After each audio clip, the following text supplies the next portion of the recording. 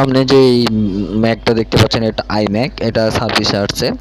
আসলে এটা operating system run হয় না, সাদা হয়ে থাকে ডিসপ্লে। তো এটা সার্ভিস করব এবং এটা আপগ্রেড করব। আসলে আইম্যাক সবাইকে দিয়ে কাজ করানো ঠিক না, যারা অভিজ্ঞ তাদের জন্য।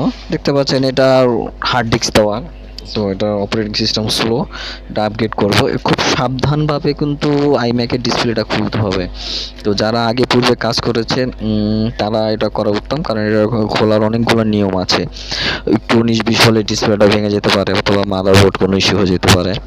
তো খুব সাবধানভাবে কাজগুলো করতে হবে। দেখতে পাচ্ছেন আইম্যাকের সার্কিটগুলো খুব হেভি সার্কিট, এবং এটা হচ্ছে হার্ড ডিস্কের একটা কম্বিনেশন, মেকানিক্যাল হার্ড ডিস্ক। এর জন্য এটা অপারেটিং সিস্টেমটা কিন্তু স্লো, অপারেটিং সিস্টেম কিন্তু স্লো। তো এটা আপগ্রেড করব। ইমন আসুক আমারটা ওকে।